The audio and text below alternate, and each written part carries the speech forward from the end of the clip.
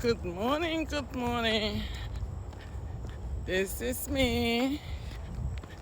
Hope you are getting your walking in and hope you are eating healthy, making some healthy food choices.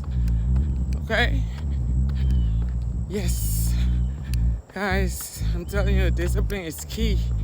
I was so tired this morning. I just got back from out of town and then I'm going back again. So I just been so overwhelmed. I did not want to get up this morning. I told myself, I said, you know what? You got to do this. Got to wash my face. Went to say my prayers. And yeah, I'm walking. Feel so energized. So if I can do it, you can do it. Okay? So yesterday we talked about, I gave you some relationship tips yesterday. I'm telling you, God has just been burdening me. I have this burden for widows, divorcees, singles with children and without children. People who are trying to get into relationships, because those are the people that God is bringing my way. They talk to me every day, and it's sad.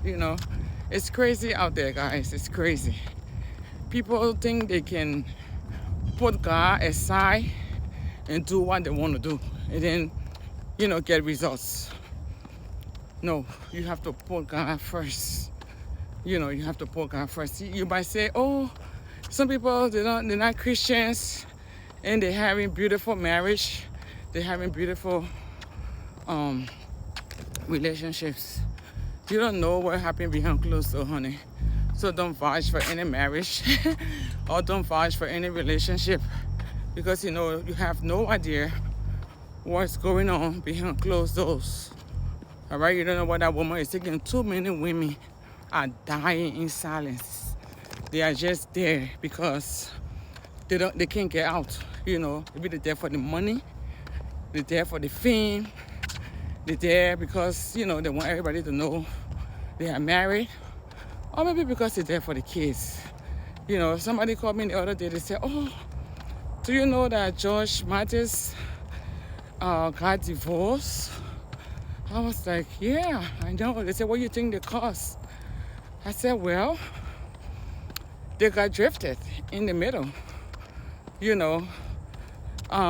because most of the time people would just be in the marriage because of the kids, because they don't want the kids to be in a dysfunctional home. They want the kids to be raised by both parents because that's how it was designed by God. So it's just all about the kids. The kids are the only glue. You go to work, take the kids to school, take them to the games, and it's just all about the kids. But there's no relationship between the two people.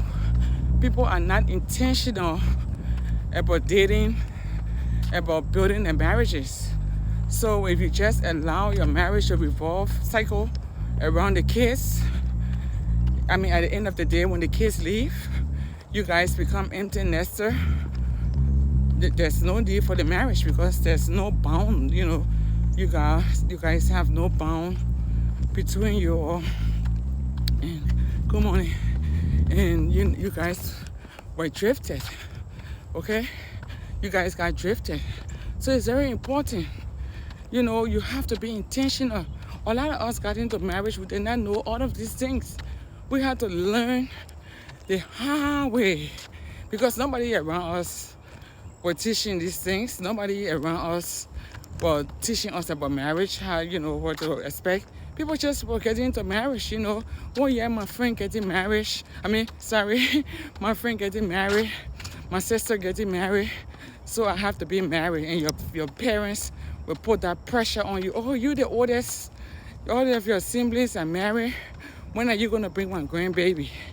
They put all that pressure on you and you have no time to choose wisely. You just go and get into whatever and then you become the victim. Good morning. You become the victim So you have to be very careful. Don't allow society to pressure you, peer pressure and family pressure. Because, especially like I said, with social media, everybody try to bring this fantasy marriage on social media. And then you feel like, oh, I'm here lonely and unhappy. It's better to be lonely and unhappy by yourself than to be married and unhappy and because you feel like you are in prison. You feel like you're in prison. You go out there and impress people, and then you come home and you feel so lonely by yourself. You cry on your pillow all night long. Nobody's gonna be there. After you have this big old wedding, everybody come and everybody goes. You're just there by yourself, enduring. Marriage is to be enjoyed. It's not to endure. Yeah, there's time to endure some things, but it's not to that you cannot be enduring your entire marriage, or because you're getting what you're getting from there, getting the money. That's why a lot of women die from cancer, heart, diabetes, and all these things because of the stress. Stress. If you learn like 10 marriages here now, maybe only 2 will be happy. So it's very important. While you are single, you don't want to go into that. Don't be naive. Don't be too desperate to say, oh, I don't care. I just want to be married. No, that's the most important decision after your salvation you're going to make. Pray about it. God will answer prayers. Pray, ask God. Don't keep God out of this thing. Okay? God is the one that will help you. He knows the right person for you.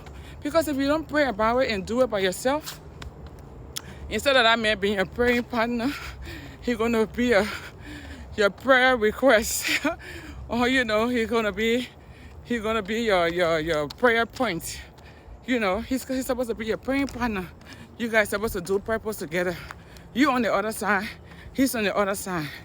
It can be very frustrating, but if you do it right, you take your time, you will do it right. Like I said yesterday, you are older now, maybe you're in your mid-50s or late 50s or late 40s.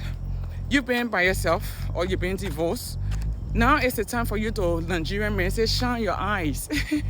Shine your eyes, Jerry. Shine your eyes, okay?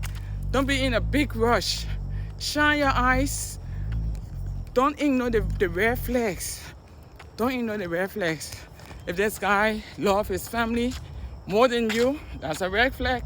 Everything you gotta get advice on his mama. His mama gotta choose the furniture. She gotta choose everything in the house. That's a red flag.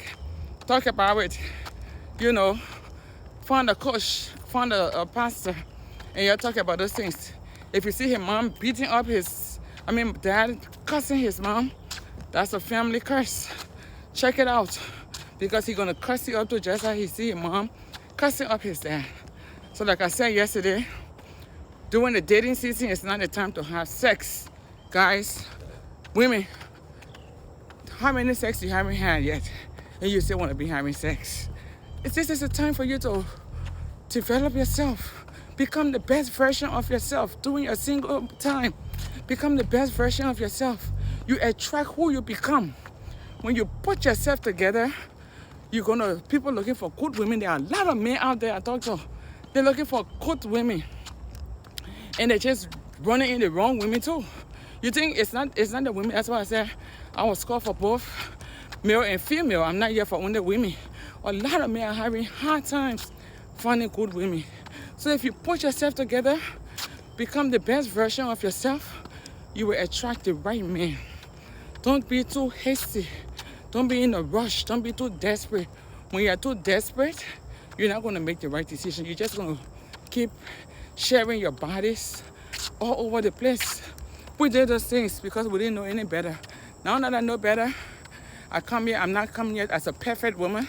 I have my past, but I've learned along the way. So it's my duty, my responsibility to come to you to let you know that there is beauty in marriage. Marriage is sweet. Marriage is beautiful. You can find that right person, but you just have to take your time, do your due diligence, have your negotiables and non-negotiables. Don't settle for less. Settle for greatness, because God paid a high price for you